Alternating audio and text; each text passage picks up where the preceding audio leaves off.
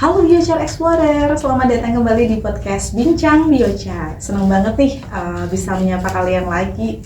Saya Uti yang bakal nemenin obrolan seru kita pada sore hari ini. Kalau di episode sebelumnya kita udah bahas apa itu biochar sih, bagaimana biochar itu, prosesnya bagaimana ya. Nah kali ini kita bakal ngobrol lagi lebih into atau lebih dalam. Gimana sih biochar ini benar-benar berdampak buat para petani, lingkungan maupun masa depan pangan kita. Seru kayaknya nih. Jadi bukan cuma teori tapi praktik nyata di lapangan itu akan seperti apa gitu. Tentunya saya nggak akan sendiri. Udah hadir dua narasumber dari WasX, sebuah climate tech startup yang lagi giat banget nih ngubah limbah jadi manfaat. Yang pertama ini ada Mas Muhammad Sofi, Direktur Operasional WasX Indonesia. Beliau ini punya pengalaman panjang banget di energi terbarukan ya, terutama biogas sampai sekarang biochar. Halo Mas Sofi, apa kabar? Halo, terima kasih Mbak Oti. Baik, terima kasih udah diundang ke podcast Bincang Biochar ya. Iya, selamat datang Mas. Kemudian ada juga ini ada Kak Nabila Salsabila nih, Senior Agronomist Associate di WasX. Beliau sehari-hari langsung mendampingi petani, langsung terjun dalam pemakaian biochar, bahkan sampai urusan kredit karbon. Nah, Kak Nabila, selamat datang dan apa kabarnya Kak? Halo Mbak Uti, halo semua. Terima kasih sebelumnya udah diundang. Kabarnya kabar baik sekali. Sangat senang bisa ketemu sama para biochar explorer. Oke. Dan nggak ketinggalan juga ada Prof. Widowati yang selalu hadir ya dari Unitri. Ini merupakan seorang profesor di bidang biochar yang sudah lama sekali menekuni biochar, yang nanti akan kasih insight dalam bidang keilmuannya ya. Jadi lengkap banget nih, ada dari praktisi, ada dari agronomis, kemudian ada dari bidang akademisi.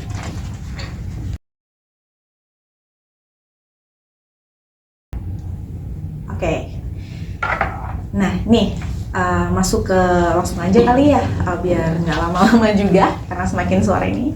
Mungkin aku mau tahu dulu nih, cerita dulu nih apa sih WasX itu dan programnya tuh gimana aja gitu. Mungkin Mas Sofi coba pengen tahu nih nanti para biochar explorer apa itu WasX dan programnya bagaimana. Ya, jadi WasX ini adalah perusahaan rintisan atau startup company. Kami bergerak di bidang climate tech. Jadi fokus kami memang adalah untuk melakukan bisnis, di mana bisnis ini tidak hanya berdampak kepada perusahaan, tapi juga kepada dampak yang lebih luas, yaitu kami ingin berkontribusi terhadap perbaikan iklim, gitu. WasX ini didirikan di tahun 2022, jadi masih relatif muda, tetapi meskipun demikian, kami punya target yang cukup ambisius. Jadi tahun 2035 kami punya visi untuk berkontribusi terhadap lebih dari 1 juta petani untuk meningkatkan penghasilannya paling tidak 20%, dan juga 2035 kami menargetkan bisa untuk melakukan reduksi emisi karbon 1 juta ton CO2 per tahunnya gitu.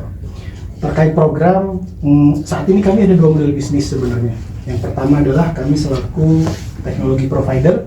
Jadi WasX menyediakan atau menjual mesin biochar. Namun kami tidak hanya sekedar menjual mesin di sini, kami memberikan solusi yang end-to-end atau terintegrasi. Jadi kami menyediakan alat, membantu klien atau partner untuk melakukan implementasi di lapangan, mulai dari instalasi alat, commissioning, sampai alat tersebut beroperasi nih secara smooth, secara sukses gitu.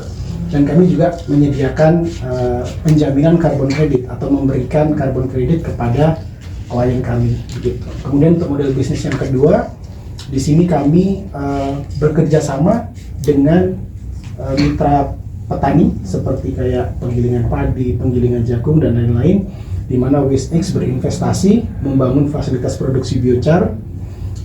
Kemudian dari partner, mereka menyediakan space atau area untuk kami bangun di situ fasilitas produksi biochar, dan juga mereka menyuplai biomasa untuk kami olah jadi biochar dan kemudian kami melakukan profit sharing begitu. Oke, keren banget tadi ya. Ini menarik banget tadi di situ disampaikan bahwa ada carbon credit dan ada program peningkatan pendapatan petani nih. Kalau boleh tahu lebih dalam lagi nih, Mas Sofi, itu maksudnya gimana? Pendapatan petani lewat program biochar ini dengan carbon credit ini gimana? Mungkin teman-teman masih awam juga nggak ngerti ya apa itu carbon credit dan bagaimana mekanismenya, boleh? Ya, Jelasin ya, Mas Sofi. ya memang bisnis biochar ini relatif baru, apalagi kalau kita berdiskusi atau membahas tentang carbon credit, mungkin orang awam itu masih belum familiar, jadi bertanya-tanya seperti apa sih sebenarnya carbon credit ini, bagaimana bisa berdampak ke petani. Nah, di sini sebenarnya ini sangat berkaitan dengan model bisnis yang kami lakukan, khususnya model bisnis yang nomor 2 tadi. Di sini saya akan sedikit bercerita apa kegiatan real yang kami lakukan yang langsung bersentuhan dengan kelompok-kelompok tani, begitu. Jadi di model bisnis yang kedua ini, seperti yang saya jelaskan tadi, pada dasarnya WestX bermitra dengan, misalkan corn mill, kami ada bermitra dengan corn mill di Pasuruan. Kemudian di saat yang sama, di sini juga saya ingin menyampaikan bahwa April 2024 kami mendapatkan hibah project P4G, gitu. P4G ini platform dari WRI, World Resource Institute, di mana kami mendapatkan sejumlah pendanaan selama 2 tahun, dari April 2024 sampai nanti berakhir di akhir Maret 2026. Nah, tujuan dari proyek ini adalah 2. Yang pertama adalah men-scale up solusi biochar yang dikembangkan oleh WestX. Kemudian yang kedua adalah bagaimana kami bisa memberdayakan petani lewat solusi atau program yang kami punya. Kemudian dari biochar yang kami produksi itu 50% itu kami berikan secara gratis ke petani-petani, namun hanya di musim tanam pertama saja. Tujuannya adalah paling tidak ada 2 tujuan utama. Yang pertama, memperkenalkan biochar kepada petani, karena petani biasanya kan pendekatan ke petani itu kan harus langsung dengan demplot di lapangan tuh. Mereka ingin melihat hasilnya seperti apa sih, apalagi kalau ada produk baru.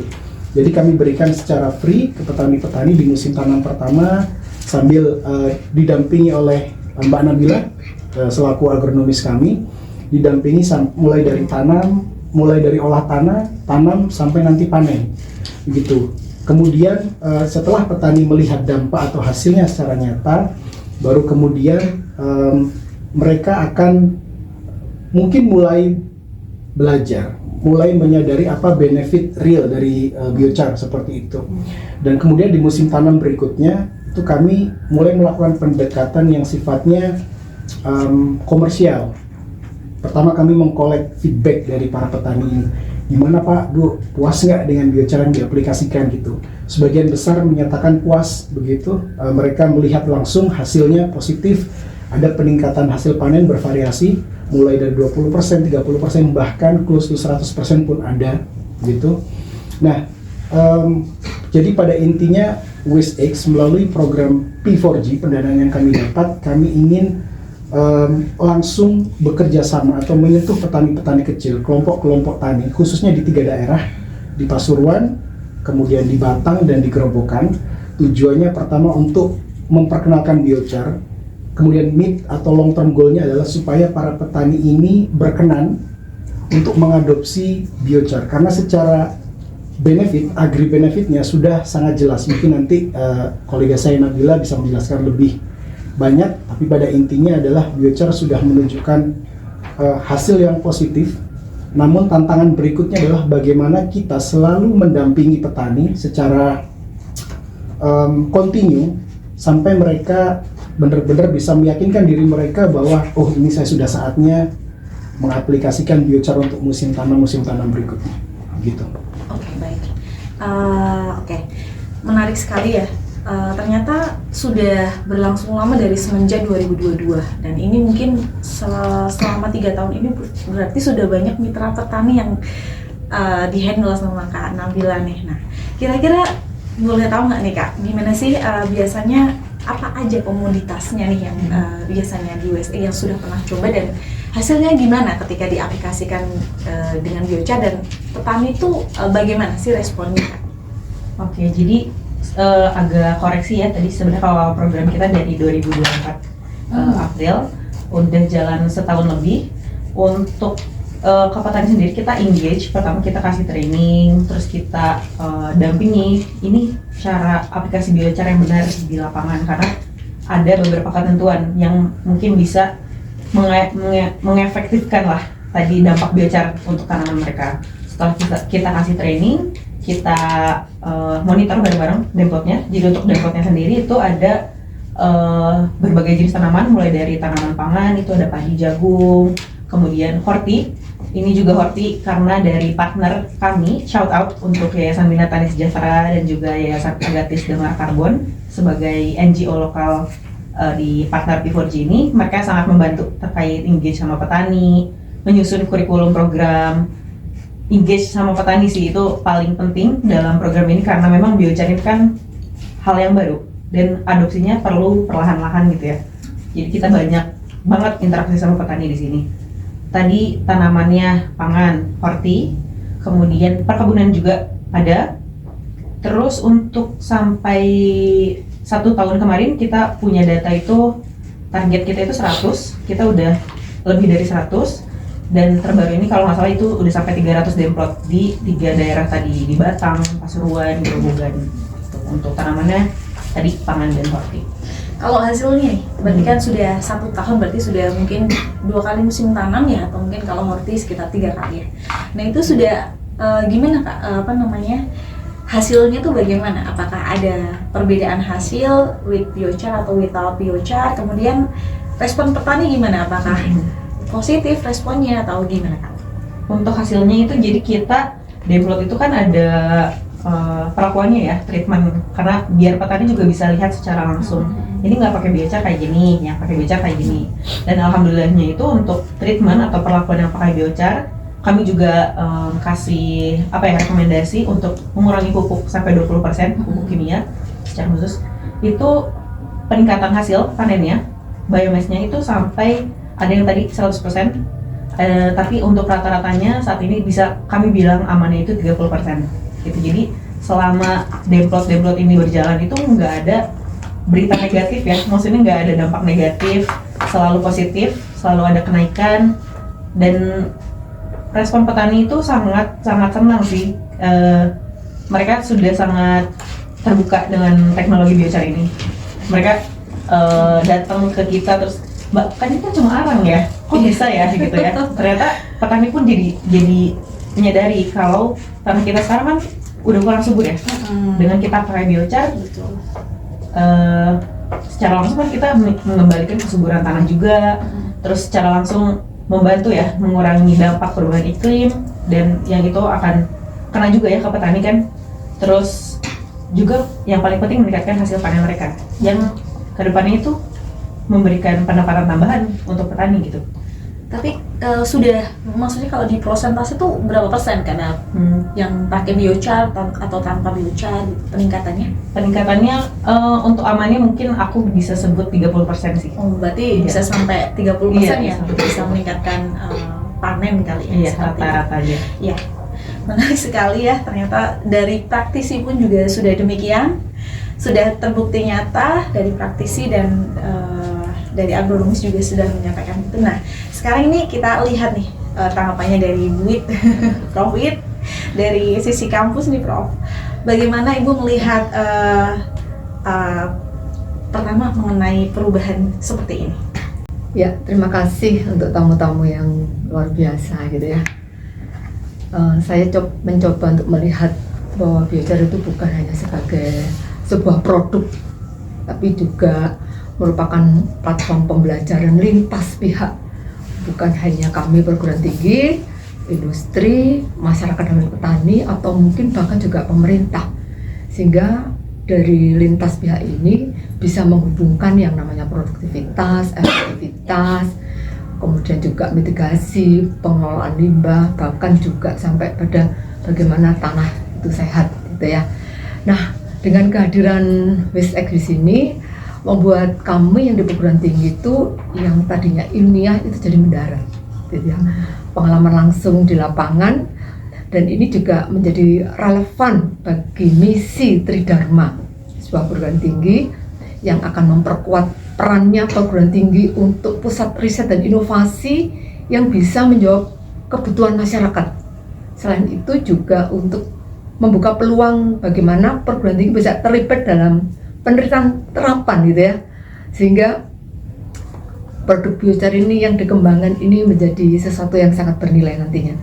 Dan juga yang namanya Kemendikti Ristek mendengungkan kampus berdampak, kami pun juga selalu menciptakan bagaimana dampak sosial ekonomi positif bagi petani itu menjadi harapan kami tentunya. Dan satu lagi tentunya yang namanya dukungan perguruan tinggi terhadap pencapaian tujuan pembangunan berkelanjutan atau SDGs, baik itu pengentasan kemiskinan, kemitraan untuk pembangunan, kemudian pengelolaan tanah berkelanjutan dan ketahanan pangan ini menjadi bagian yang harus kita wujudkan.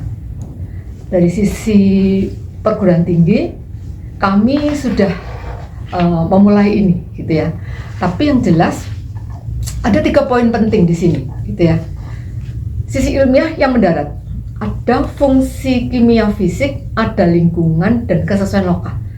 Dari fungsi fisik kimia, banyak manfaat dari si porositasnya, kemudian pH buffernya, yang menyebabkan struktur tanahnya jadi baik, dan akar itu leluasa untuk dia bertumbuh berkembang. Dari si efisiensi input, kita tahu bahwa biochar ini sebagai carrier gitu ya, yang tepat, yang akhirnya dosis pemakaian pupuk kimia itu bisa dikurangi tadi sampai 20% gitu ya Pak ya. Demikian juga dengan pengurangan dosis pupuk sekitar 20% itu tanpa mengorbankan hasil gitu ya. Bahkan hasil bisa meningkat rata-rata 30% gitu ya. Nah, peningkatan hasil ini kan meningkat. Apakah meningkat di tahun pertama juga akan meningkat di tahun kedua dan selanjutnya gitu ya. Nah, juga perlu ada kesesuaian lokal tentunya. Tadi kan ada gerobokan, terus Pasuruan. nah ada Pasuruan juga. Jadi bagaimana setiap performa terbaik dari tanaman yang ditumbuhkan pada media tanam atau jenis tanah yang berbeda-beda ini, gitu ya. Nah, apakah ini juga akan ada kesesuaian juga antara bahan baku yang digunakan dan juga jenis tanahnya, yang tentunya dari pihak WSEC ini punya pengalaman lebih baik. Dan yang menariknya Mbak Uti pada sore ini, gitu ya, dengan kehadiran WSEC ini memberi bukti lapangan, gitu ya, ada data yang bisa disajikan, gitu. Ini penting bagi kami kampus yang selama ini mungkin kami hanya lebih banyak ke riset, gitu ya, baik itu di lapangan maupun di laboratorium, gitu ya. Jadi pada kesempatan ini kita ketemu, gitu ya, ketemu dengan data nyata di lapangan, gitu ya. Nah, itu sementara itu yang bisa saya sampaikan. Terima kasih. Terima kasih Prof. Nah, oke. Selanjutnya mungkin ini akan lebih ke kaitannya sama ngomongin perubahan iklim nih ya, karena ini juga concernnya sekarang tuh udah perubahan iklim udah semakin nyata kita rasakan ya, Kak Mas dan Prof ya. Dari mulai sekarang nih kita kan ngadepin apa nih, kalau tahun-tahun ini kayaknya tuh kemarau basah katanya. Itu udah salah satu ciri perubahan iklim yang terjadi. Malang juga semakin panas, tadi Kak Nabila sudah keringetan tadi dari siang, pagi sampai siang. Betul banget. Nah, oke. Kalau ngobrolin masalah ini ya, petani ya, kan biasanya kan mereka ini kan biasanya kalau mengeluh, petani itu biasanya mengeluh pusing itu karena pupuknya mahal, karena subsidinya sedikit, pupuk mahal, kemudian dari segi media tanam atau tanahnya itu susah diolah, kemudian ditambah perubahan iklim yang nggak menentu, ini kan nanti akan banyak problem yang terjadi, bisa sampai ke gagal panen nih, nggak bisa ditebak gitu. Nah, pertanyaan saya nih, nah biochar, eksistensi biochar ini bisa membantu dalam hal tersebut nggak kira-kira nih? Aku mungkin nanya ke Kak Nabila kali ya, boleh dibantu jawab Kak? Oke, jadi bisa banget jawabannya. Jadi memang biochar itu salah satu metode climate smart agriculture dan juga carbon dioxide removal yang sudah terrecognize gitu ya.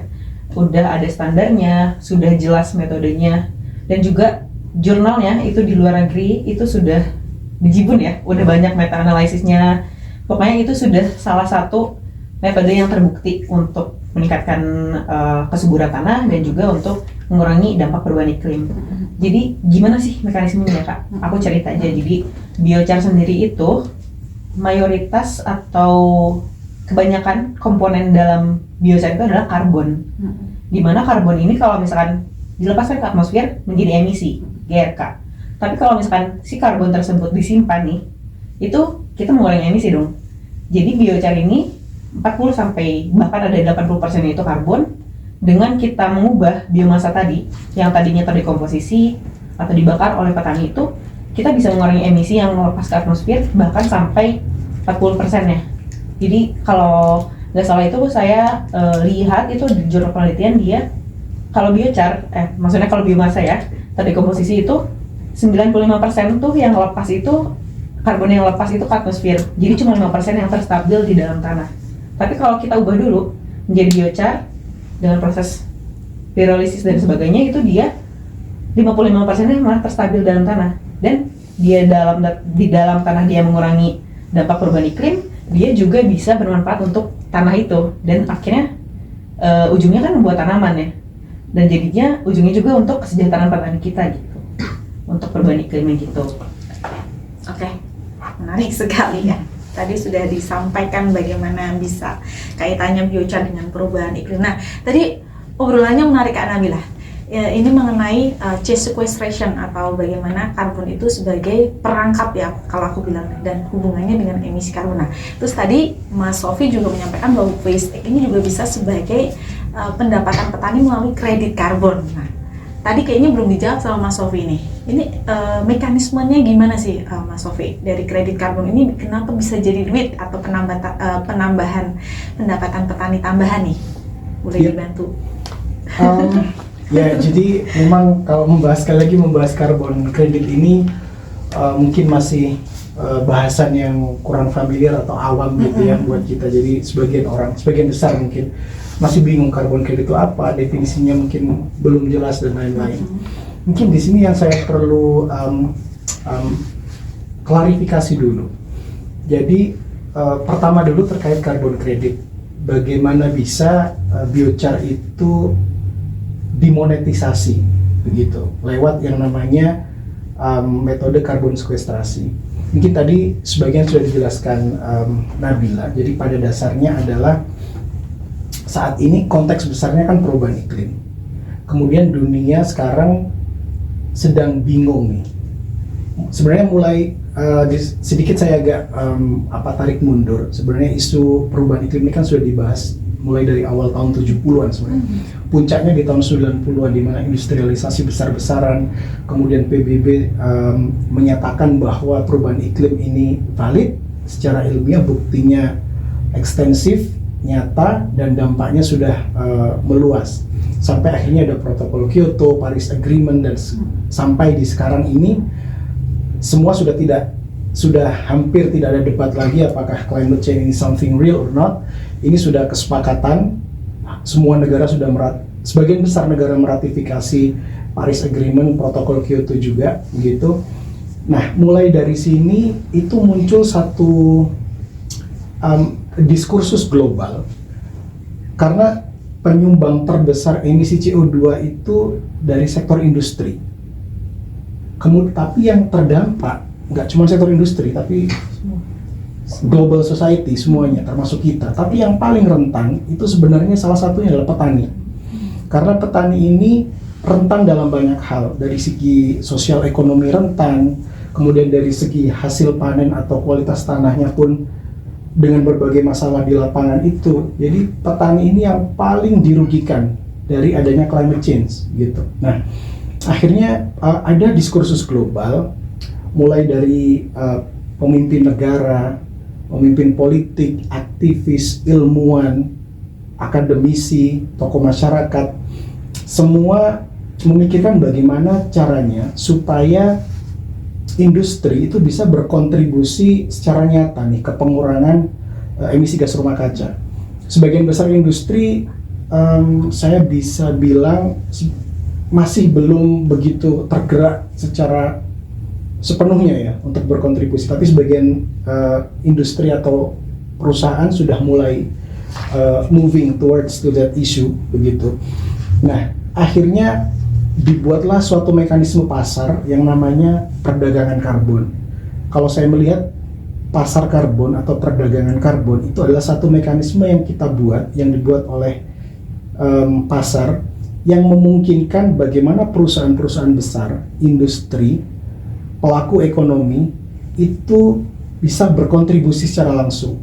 Saya berikan contohnya, misalkan perusahaan A, dia bergerak di bidang sektor energi, oil and gas misalkan. Di satu sisi mereka tidak bisa menurunkan secara drastis aktivitas bisnis mereka. Mereka tetap ingin eksplorasi minyak, ingin tetap menjual minyak dan lain-lain. Kemudian emisi di saat yang sama kegiatan ini menghasilkan banyak emisi. Tapi di satu sisi ada mekanisme pasar yang namanya carbon trading tadi. Perusahaan besar ini di satu sisi, kayaknya aku nggak bisa lah ini kalau bisnis saya harus diturunkan skala produksinya, nanti perusahaan merugi. Tapi di satu sisi mereka berpikir, tapi aku pengen nih kontribusi ke pengurangan emisi, gimana? Caranya mereka itu membeli yang namanya carbon credit dari pelaku usaha lain, katakanlah perusahaan B. Mereka punya proyek besar nih, mengembangkan solar panel, biogas plant, biochar project di belahan dunia manapun, yang itu bisa dikuantifikasi seberapa banyak karbon yang terremove atau tersequestrasi. Tentunya dengan metode standarisasi internasional dengan badan-badan standarisasi tertentu. Nah, akhirnya ada transaksi kan, perusahaan A selaku emitter, perusahaan B selaku carbon remover di sini. Mereka menjual ke perusahaan A. Nih, gue bisa meremove per tahunnya, katakanlah 500.000 ton CO2. Mereka, ini gampangnya ya bahasanya, jadi mereka lempar nih ke pasar. Pasarnya ada mekanismenya, ada platform jual belinya juga. Jadi kayak Tokped, Shopee, tapi untuk jual beli carbon credit gitu. Perusahaan yang tertarik untuk membeli ini, itu akan nantinya mendapatkan klaim. Nih, saya beli dari perusahaan B 500.000 ton CO2e. Mereka bisa mengklaim kepemilikan karbon kreditnya yang itu bisa dimasukkan dalam target penurunan emisi perusahaan. Jadi misalkan dalam 1 tahun perusahaan A ini tadi mengemisikan 1 juta ton CO2. Ini contoh angkanya, saya sebut sekedar angka aja ya untuk memudahkan. Mereka membeli 500.000 ton dari perusahaan B, sehingga net emisi perusahaan A jadinya hanya 500.000 ton CO2e per tahun instead of 1 juta. Jadi gampangnya seperti itu untuk carbon credit. Nah, terkait petani tadi, sebenarnya carbon credit ini bisa berdampak langsung atau tidak langsung ke petani. Cuman di sini ada 2 hal yang ingin saya jelaskan secara mudah. Yang pertama adalah dampak langsung. Kalau langsung biasanya itu efek aplikasi biocarnya ke lahan, peningkatan hasil, tanah menjadi lebih subur, dan lain-lain. Itu dampak yang langsung dirasakan petani.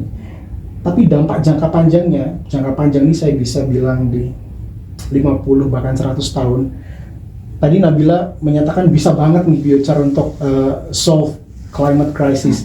Jawabannya betul bisa, tapi ada prasyarat nih, nggak bisa semata-mata bisa. Kalau biochar diaplikasikan dalam skala yang cukup besar, karena kalau aplikasinya hanya kecil-kecil di region-region kecil-kecil, itu tidak di scale up secara masif, dampaknya ada tapi kecil gitu. Jadi seberapa signifikan tidaknya itu kontribusi biochar terhadap pengurangan dampak climate change secara global tergantung seberapa cepat dan seberapa besar kita men-scale up nih solusi biochar untuk diadopsi oleh bukan cuma petani tapi industri sendiri begitu. Nah, yang kedua adalah banyak sekarang perusahaan-perusahaan itu ada program CSR. Nah, mereka mulai tertarik nih mengalihkan CSR, dana CSR untuk pemberdayaan petani. Salah satunya pemberdayaan bisa macam-macam kan, bisa biasanya mereka membelikan mesin untuk membajak sawah dan lain-lain gitu. Tapi sebagian perusahaan, kami ada beberapa diskusi dengan perusahaan besar, mereka punya dana CSR, mereka ingin bisa nggak Pak Sofi gitu, kita nih punya program CSR, ada petani-petani kecil, petani sawit, petani yang lain-lain. Kami berpikir kalau mereka bisa secara mandiri mengolah limbah mereka, begitu. Mereka dari perusahaan hanya menyediakan mesinnya, operasionalnya dijalankan oleh petani atau kelompok tani atau koperasi. Nah, dalam case ini itu benefit dari carbon credit bisa langsung dirasakan petani. Jadi simpelnya adalah perusahaan membeli misalkan mesin biochar dari WestX, diserahkan kepada kelompok tani atau koperasi di desa-desa untuk dijalankan. Petani atau kelompok petani atau koperasi tersebut memproduksi biochar, diaplikasikan balik ke lahan. Dana carbon creditnya ini, tapi ini konteksnya sekali lagi tergantung bagaimana perusahaan menjalankan program ini. Kalau perusahaan menyerahkan sepenuhnya carbon credit ke petani, maka setiap 1 ton biochar yang diolah dan diaplikasikan oleh petani atau kelompok tani ke lahan, mereka akan mendapatkan insentif karbon atau carbon credit dari WestX $50 nih per ton. Jadi dampaknya ada 2 dalam case ini spesifik ini. Petani mendapatkan biochar untuk bisa dipakai di lahannya, efeknya sudah banyak dijelaskan tadi Nabila panjang lebar. Kedua, mereka mendapatkan tambahan income dari carbon credit, begitu. Mantap banget, ternyata saya baru tahu ini mengenai biochar ini bisa dikredit karbonkan dengan tadi ada carbon trading ya. Trading ya. Iya, Market. menarik ya nih. Mungkin teman-teman Biochar Explorer juga baru ini bagi mereka ya mengenai carbon trading ini. Jadi biochar ini seru banget. Selain bisa menyimpan banyak nutrisi ke tanah, meningkatkan panen mulai dari perbaikan tanahnya itu sendiri, kemudian sebagai sekuestrasi karbon juga yang bisa istilahnya menjadi tambahan uang bagi para petani. Ini seru banget ini. Jadi mantap banget kalau saya mantap banget ini biochar kalau memang bukan beneran lagi, memang bisa bikin peningkatan panen dan mengurangi emisi karbon gitu. Nah, tadi kan juga ada scale up yang Mas Sofi sampaikan ya, di proyek-proyek yang tadi juga disampaikan juga di sesi yang awal saya tanyakan. Nah, kalau dari sisi WestX sendiri, rencana kedepannya gimana sih Mas Sofi dalam pengembangan proyek ini? Ya, tadi saya sudah jelaskan di awal, kita ada 2 model bisnis gitu. Cuman ketika kita berdiskusi tentang bagaimana WestX mencapai visi WestX, jadi kami ada visi di 2035 nanti, selain ingin membantu lebih dari 1 juta petani, plus at the same time kita juga ingin menurunkan emisi karbon sebanyak 1 juta ton per tahunnya. Kita lebih mengandalkan model bisnis yang kedua, karena kalau model bisnis pertama kita sebagai teknologi provider itu kan kita menjual alat akan menjadi hak klien dan dioperasikan oleh klien, sehingga kita sedikit punya kontrol di situ karena kita nggak bisa juga memaksa klien operasikan dong alat kamu sehari 16 jam misalkan untuk memproduksi sekian ton biochar per hari, per bulan sekian, per tahunnya sekian, supaya kalian bisa kontribusi nih ke perubahan iklim begitu, supaya scale up-nya lebih besar nanti gitu. Kita tidak bisa rely ke situ, karena begitu alat sudah menjadi milik klien itu kan pada dasarnya akan terserah klien seperti apa. Jadi di sini kami berpikir bagaimana supaya WestX ini bisa mencapai visi itu di 2035 dengan rely ke bisnis model yang kedua. Model bisnis kedua ini WestX berinvestasi untuk membangun fasilitas produksi biochar dengan target sekitar kapasitas produksinya itu sekitar 200 ton per tahun per facility gitu. Nah, dengan kita membangun fasilitas produksi biochar ini, kita WestX punya kontrol penuh nih. Misalkan kita punya target, WestX ingin memproduksi dalam 1 bulan itu 15 ton biochar per facility. Kita butuh tambahan alat, kita bisa tambah. kita pengen nambah hire operator, kita bisa lakukan itu. Jadi kontrol itu ada di kita. Karena kontrol ada di kita, lebih mudah kita untuk membuat satu perencanaan untuk mencapai visi tadi, begitu. Nah, maka berangkat dari situ. Seperti kalau ditanya seperti apa sih nanti kelanjutannya atau strateginya seperti apa, maka kita akan memperbanyak fasilitas produksi biochar. Kita memperbanyak partnership dengan corn mill, rice mill, pokoknya pusat-pusat pengelolaan atau produsen limbah. Kita akan kerjasama memperbanyak itu. Untuk saat ini kita fokus di Jawa, tapi tidak menutup kemungkinan kita akan expand keluar Jawa juga untuk membangun fasilitas produksi biochar ini. Yang goalnya adalah supaya kita bisa men-scale up secara lebih signifikan untuk carbon removal, tapi di satu sisi juga dari segi bisnis pastinya kita ingin juga growing faster dan bigger. Karena revenue dari model bisnis ini ada dua. Yang pertama carbon credit, yang kedua adalah dari menjual biochar atau penjualan biochar. Tapi juga ada dampak juga pastinya dengan kita memperbanyak fasilitas-fasilitas ini. Artinya limbah-limbah tadi yang diproduksi oleh agri producers kayak mill-mill tadi yang tadinya tidak termanfaatkan secara optimal, mungkin mereka jual dengan harga murah. Sebagian besar diskusi kami, mereka bilang limbah itu hanya sekedar dibuang saja di sekitar facility, nggak tahu mau diapakan gitu, atau dibiarkan membusuk atau dibakar. Dengan kita bekerja sama dengan lebih banyak lagi partner-partner seperti ini, mereka akan dapat additional income nih, karena kita membeli biomass dari mereka. At the same time, kita memanfaatkan limbah itu untuk dijadikan biochar. Jadi dari sisi partner mereka mendapatkan economic value, kemudian dari sisi business waste X kita juga bisa memproduksi biochar sekaligus mengenerate carbon credit. Jadi ini semacam model circular economy yang kalau bisa di scale up secara luas, dan kami berharap dari pemerintah bisa mengendorse kegiatan bisnis atau project seperti ini, pastinya ini akan punya dampak yang lebih signifikan lagi nih gitu.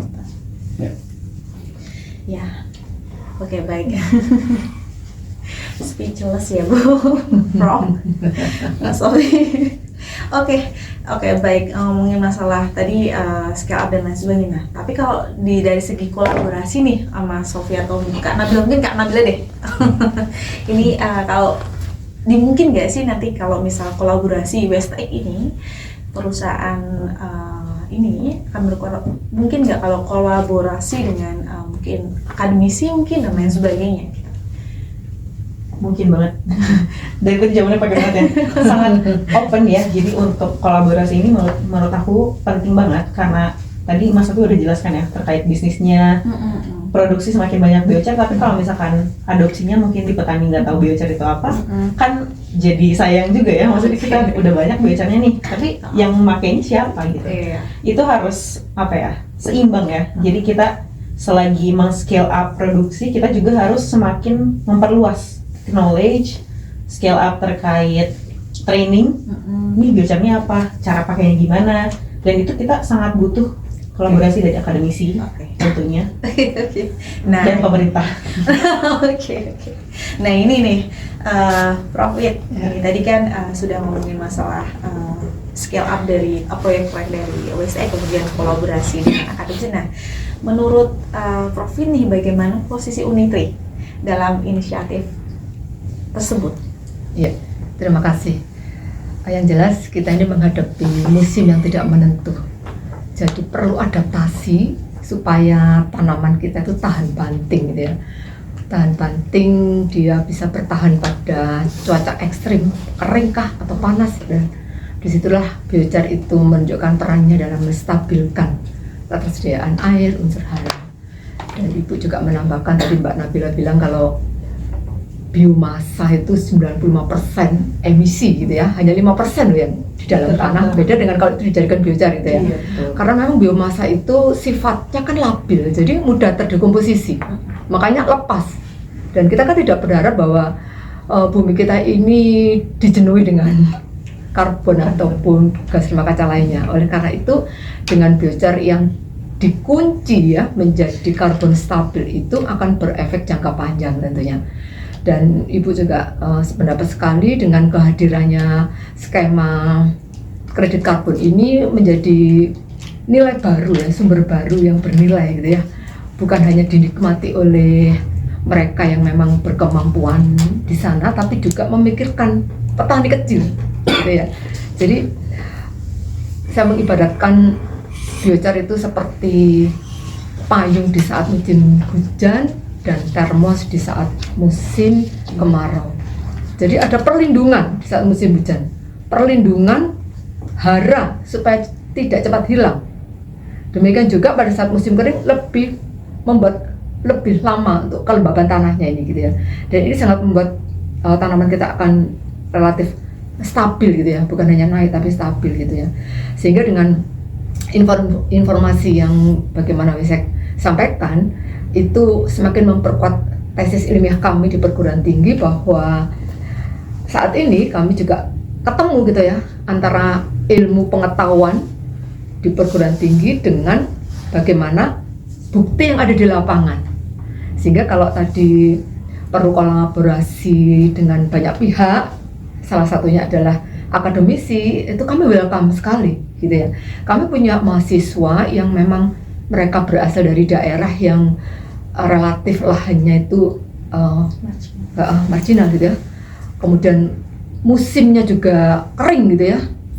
Terutama daerah NTT itu sangat menarik buat adik-adik mahasiswa kami untuk dia lebih tahu banyak, dan dia tentu ingin juga bagaimana dengan teknologi yang sekarang ini mestinya bukan teknologi baru ya, teknologi lama, teknologi kuno yang muncul kembali dalam pemikiran gitu ya.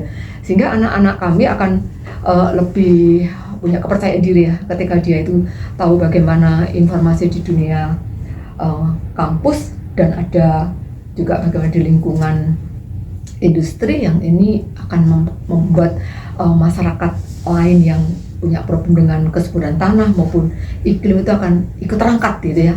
Jadi terima kasih kalau mungkin salah satunya Unitri menjadi salah satu bagian keluarganya